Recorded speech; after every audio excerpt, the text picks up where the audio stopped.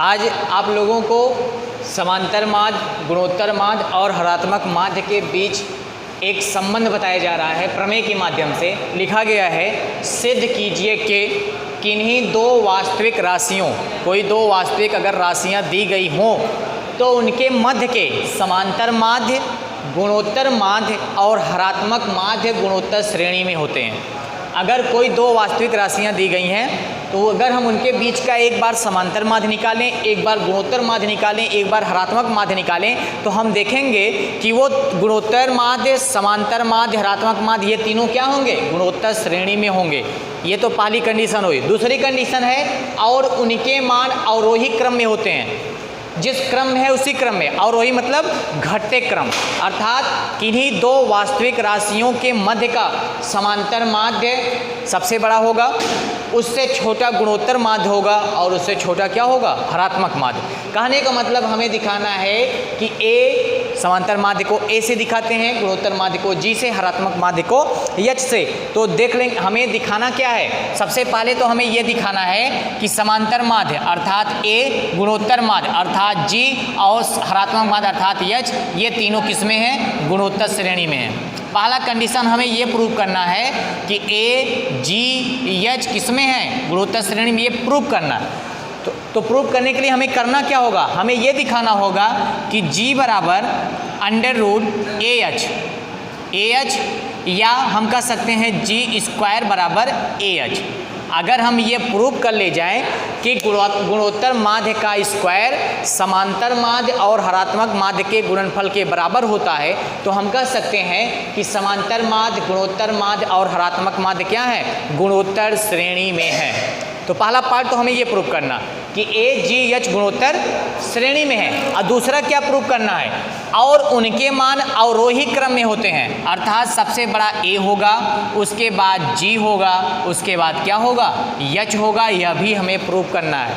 दिखाना है कि समांतर माध्य, गुणोत्तर माध्य, हरात्मक माध्य ये तीनों क्या होते हैं, अवरोही क्रम में होते हैं। तो ये दो पार्ट हमें यहाँ पे प्रूव करना। तो चलिए हम प्रूव करते हैं। तो लिखा है किन्हीं दो वास्तविक राशियों के मध्य का। तो मान लेते हैं वे दोनों वास्तविक राशियां क्या हैं, ए और बी हैं। माना कि प्रूफ में देखिए, प्रूफ है, माना कि दो वास्तविक राशियां,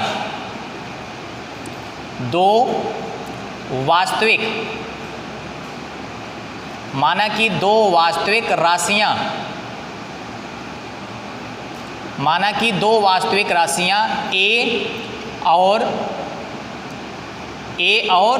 बी हैं। मान लेते हैं कि दो दी गई वास्तविक राशियां क्या क्या हैं, ए और बी हैं। अब कहा क्या है, इनके मध्य के समांतर माध्य, तब इनका समांतर माध्य क्या होगा, तब समांतर माध्य को मान ए से दिखाते हैं, तब ए बराबर क्या हो जाएगा, ए प्लस बी बटे 2 होगा।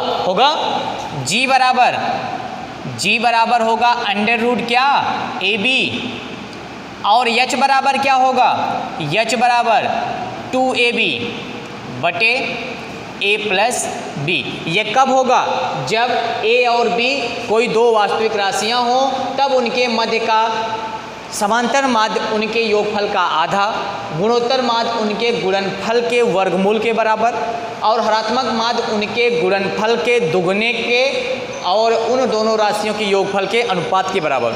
ये तो दिया गया है। अब हमें क्या करना है, सिद्ध करना है कि ए, जी, एच गुणोत्तर श्रेणी में। अभी हमने बताया अगर ए, जी, एच गुणोत्तर श्रेणी में है तो क्या सिद्ध करेंगे, जी स्क्वायर बराबर ए इंटू एच। तो चलिए हम ए इंटू एच का मान निकालते हैं। ए इंटू एच बराबर, ए का मान क्या है ए प्लस बी बटे 2 इंटू, ये तो ए का मान हो गया, एच का मान क्या है 2ab बटे ए प्लस बी। ये हो गया हमारा एच का मान। देखिए 2 से 2 कट गया, बराबर ए प्लस बी एक ब्रैकेट में है और यहाँ पे क्या है गुणे ए बी और बटा में क्या है ए प्लस बी है ना, इसको हमने काट दिया तो क्या आ गया आ क्या गया ए बी, और ए बी क्या है जी के स्क्वायर के बराबर। तो हम इसको क्या लिख सकते हैं, इसको लिख सकते हैं जी का स्क्वायर, क्योंकि जी का स्क्वायर ए बी होगा। अतः हम कह सकते हैं अतः जब ए इंटू एच जब a into H G square के बराबर है तो हम क्या कह सकते हैं, अतः ए जी एच गुणोत्तर श्रेणी में है, गुणोत्तर श्रेणी में है। तो पहला पार्ट तो आपका प्रूफ हो गया। पहले पार्ट में हमें यही दिखाना था कि सिद्ध कीजिए ए जी एच समांतर माध्य, गुणोत्तर माध्य, हरात्मक माध्य गुणोत्तर श्रेणी में, ये प्रूफ हो गया। चलिए दूसरे पार्ट पे चलते हैं। दूसरा पार्ट क्या कह रहा, दूसरा पार्ट कह रहा है कि दिखाइए कि इनके मान अवरोही क्रम में होते हैं, अर्थात a is greater then g और g is greater then h, ये दिखाना है। तो चलिए इस पर हम लोग चलते हैं। तो सबसे पहले हम a माइनस जी का मान निकाल लेते हैं।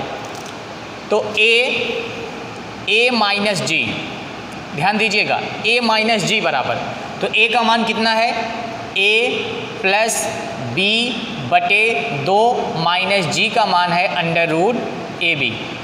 जब हम इसको हल करेंगे तो आएगा a plus B minus 2 under root A B और बटे क्या पूरे का 2 बराबर 1/2, 1/2 हमने बाहर किया। अब इस a को हम लिख सकते हैं अंडर रूट a का स्क्वायर, लिख सकते हैं ना, अंडर रूट का स्क्वायर करेंगे तो वही a आएगा, रूट हट जाएगा। b को लिख सकते हैं अंडर रूट b का स्क्वायर, और इन दोनों को अलग अलग रूट में लिख सकते हैं, क्या 2 under root a into under root क्या b, और बटे में 2 तो बाहर है ही है, बराबर 1/2।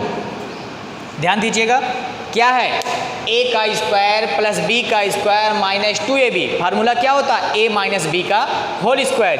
तो लिखेंगे under root a minus under root b का होल स्क्वायर। अब ध्यान दीजिए, अगर a और b का हम कोई भी मान रखें, चाहे वो माइनस में आए चाहे प्लस में हो, कोई भी मान रखेंगे, जब हम उसका स्क्वायर कर देंगे तो हमेशा क्या आएगा, एक धनात्मक संख्या ही आएगी, अर्थात एक धन राशि ही आएगी, ठीक है ना।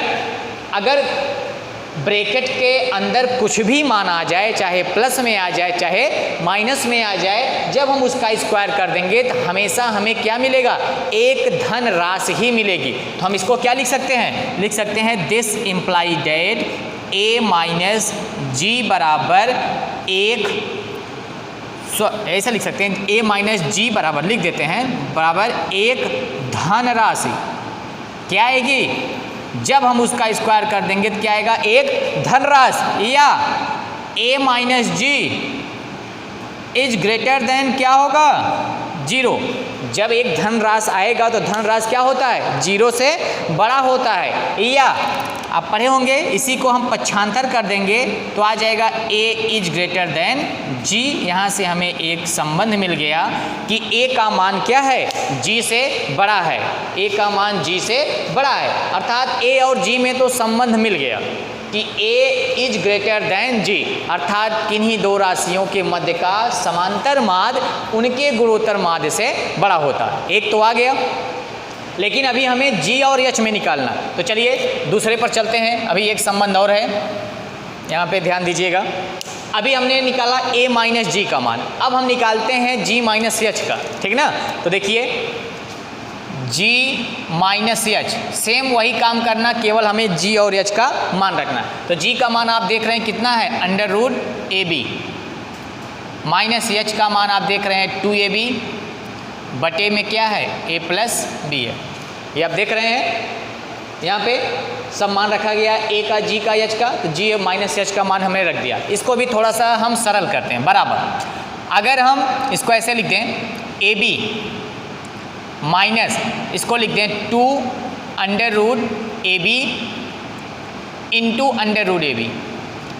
अगर हम इसी को 2 अंडर रूट ए बी में लिख दें तो कोई फर्क पड़ेगा, नहीं पड़ेगा। क्यों, क्योंकि जब दोनों अंडर रूट का गुणा होगा तो रूट हट जाएगा, आएगा कितना, ए बी आएगा, बराबर। अब हम क्या करते हैं, अंडर रूट ए बी बटे ए प्लस बी दोनों जगह से कॉमन करते हैं। अब ध्यान दीजिए यहाँ तो ए प्लस बी नहीं था तो कॉमन कैसे होगा, तो यहाँ गुणा भाग करेंगे, जब भाग है तो अंदर यहाँ हम लिख सकते हैं ए प्लस बी, इतना लिख सकते हैं। माइनस यहाँ से under root A B common हुआ, ए प्लस बी कॉमन हुआ तो क्या बचेगा 2 अंडर रूट ए बी, ये बचेगा ना, बराबर अंडर रूट ए बी बटे ए प्लस बी। अब सिमिलरली जैसे हमने यहाँ पे किया था under root A plus B minus 2 under root A B, वही चीज़ यहाँ पर भी है। इसको भी हम क्या लिख सकते हैं, अंडर रूट ए माइनस अंडर रूट बी का होल स्क्वायर, क्या लिख सकते हैं, होल स्क्वायर। अब देखिए यहाँ पे A B A plus B कहीं भी माइनस नहीं है तो कुछ भी रखा जाएगा वो पॉजिटिव मान ही आएगा। अब यहाँ पे माइनस है तो वो माइनस हो सकता है बड़ा हो तो मान माइनस में आ जाए, लेकिन जब हम उसका स्क्वायर कर देंगे तो भी क्या हो जाएगा, वो भी एक धन राशि देगा। तो इसको भी हम लिख सकते हैं बराबर एक धन राशि, ये भी क्या आएगी, एक धन राशि ही आएगी। This implied that g minus H is greater then 0 और this implied that g is greater then h, equation number 2। अब देखिए यहाँ क्या आ गया, यहाँ पे पहले समीकरण में आया था कि a का मान g से बड़ा है और दूसरे में क्या आ गया, g का मान h से बड़ा, अर्थात इसने कहा कि a g से बड़ा है और ये कह रहा कि g h से बड़ा है, तो a g से बड़ा है g h से बड़ा, दोनों को अगर हम मिला देंगे तो लिख देते हैं 1 व 2 से, 1 व 2 से। तो जब 1 व 2 को मिलाएंगे देखिए a is greater then g, ये तो पहले से, और दूसरे में क्या है g is greater then h, g दोनों में कॉमन है, g is greater then h। यही कंडीशन हमें प्रूव करना था कि दिखाइए इन्हीं दो वास्तविक राशियों के मध्य का समांतर माध्य, गुणोत्तर माध्य और ऋणात्मक माध्य अवरोही क्रम में होता है। ये संबंध आप लोग हमेशा याद रखेंगे कि a g से बड़ा होता है और g h से बड़ा होता है, ठीक ना। तब इसी पे आधारित कुछ क्वेश्चन होंगे एक्सरसाइज में, आप करिएगा और इस संबंध को याद रखिएगा। बाकी हम अगले वीडियोज में फिर बताएंगे।